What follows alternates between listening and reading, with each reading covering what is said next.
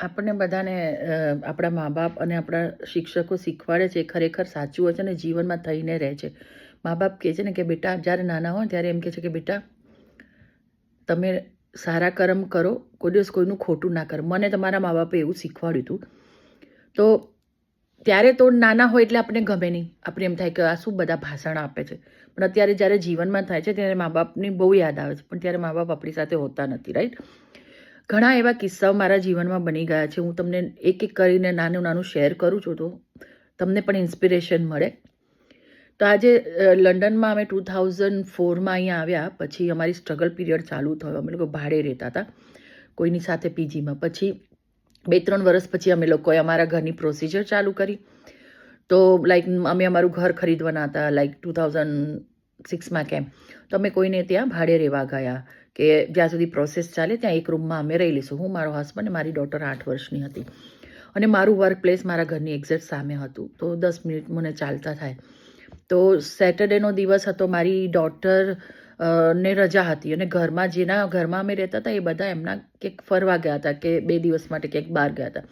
તો મારી પાસે કોઈ ચોઈસ નહોતી કે મારે મારી છોકરીને એકલી મૂકીને મારે જવાનું, કારણ કે મારું અહીં મારી છોકરીને રાખવાવાળું કોઈ હતું નહીં. તો મારી મજબૂરી હતી.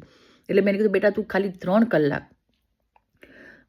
કલાક ઘરમાં રહે, નીચે ટીવી જો, હું કામે જઈને હમણાં આવી જઈશ, તું તારી ગેમ બધું રમ ને ત્યાં સુધી હું આવી જઈશ. બિકોઝ એ મારી મજબૂરી છે. એકચ્યુઅલી 13 વર્ષથી નાના છોકરાને એકલા મુકાય નહીં, પણ કહેવાય છે ને કે મજબૂરીમાં માણસે ગમે તે કરવું પડે.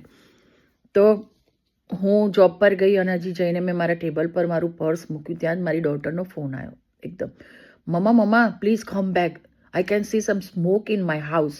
કંઈક ધુમાડા દેખાય છે ઘરમાં. મેં તો શેના ધુમાડા? Mamma something wrong, please come back.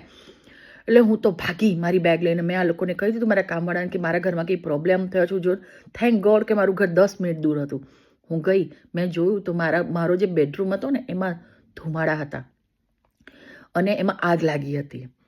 અને આગ, હવે તમે વિચાર કરો, આટલી આગમાં મારી 8 વર્ષની છોકરીની હિંમત જુઓ તમે.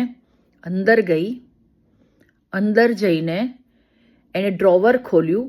એટલે ત્યારે આગ એટલે પેલી બેઠી આગ હતી જેમાં ધુમાડા હતા, સ્મોક્સ હતા.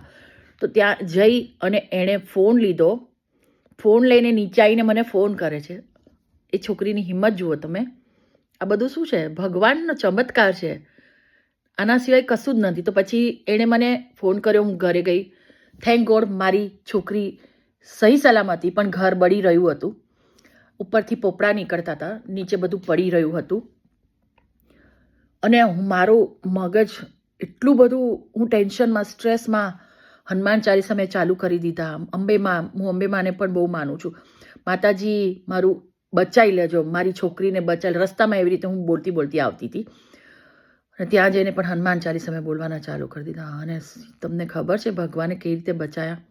મારી છોકરીને તો બચાવી દીધી. ઘર ઓબ્વિયસલી બળી ગયું, ખાસું બળી ગયું, ઘણું નુકસાન થયું.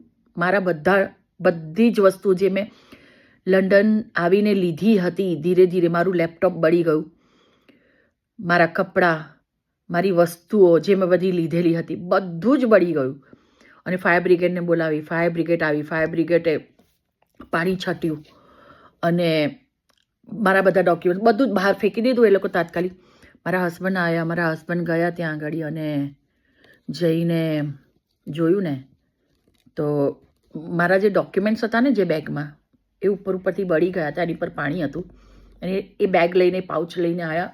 પાઉચ ખોલ્યું ને, મારા મેરેજ સર્ટિફિકેટ, મારું લિવિંગ સર્ટિફિકેટ સ્કૂલનું, મારું, મારા હસબન્ડનું, અમારા બધાનું, અમારા પાસપોર્ટ, અમારા પૈસા ને મારા દાગીના, બધું સહી સલામત.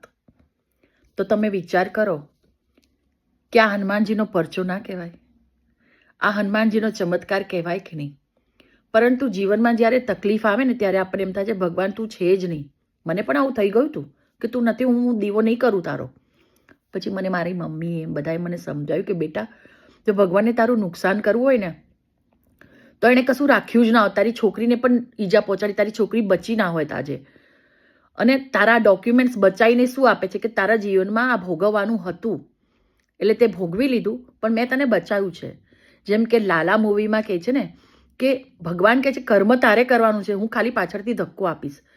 એટલે બધાને હું કહું છું કે આપણે કર્મ કરો, ભગવાન આપણી જોડે જ છે.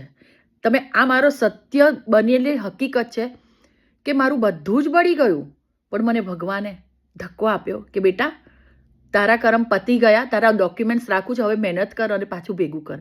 અને આજે મહેનત કરીને મેં અહીંયા લંડનમાં વસાવી લીધું છે, મારા પૂરતું 2 ઘર લીધા છે, મારી છોકરી સેટલ થઈ ગઈ છે અને અમે પણ સેટલ થઈ ગયા છે.